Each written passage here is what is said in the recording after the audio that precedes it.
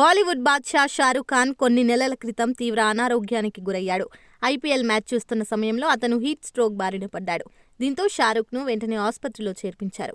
పరిస్థితి కుదుటపడడంతో ఆసుపత్రి నుంచి డిశ్చార్జ్ అయ్యాడు కింగ్ ఖాన్. యథావిధిగా మళ్లీ తన రోజువారీ కార్యకలాపాల్లో బిజీగా మారిపోయాడు. అయితే షారుఖ్ ఖాన్ ఇప్పుడు మళ్లీ ఆసుపత్రిలో చేరాడు, అది కూడా అమెరికాలో. బాలీవుడ్ బాద్షా చాలా ఏళ్లుగా కంటి సమస్యలతో బాధపడుతున్నారు.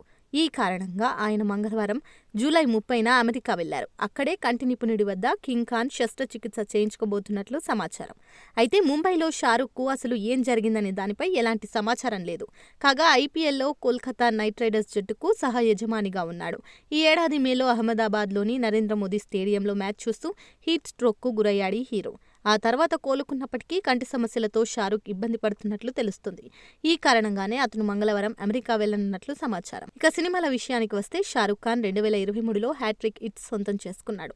షారుఖ్ ఖాన్ నటించిన జవాన్, పఠాన్ సినిమాలు 1000 కోట్ల క్లబ్లో చేరాయి. అలాగే రాజ్ కుమార్ హిరానీ దర్శకత్వంలో వచ్చిన డమ్కీ సినిమా 400 కోట్లు వసూలు చేసింది. ప్రస్తుతం కింగ్ సినిమా పనుల్లో బిజీగా ఉన్నాడు షారుఖ్. ఈ సినిమాలో ఆయన కూతురు సుహానా కూడా కీలక పాత్రలో నటిస్తుంది. ఈ చిత్రానికి సంబంధించిన పనులు శరవేగంగా జరుగుతున్నాయి. ఈ సినిమా గురించి త్వరలో ఎలాంటి ప్రకటన వస్తుందా అని అభిమానులు ఎదురుచూస్తున్నారు. ఈ సినిమాలో అద్భుతమైన యాక్షన్ సీక్వెన్స్ ఉంటాయని బాలీవుడ్ సర్కిల్లో టాక్ వినిపిస్తుంది.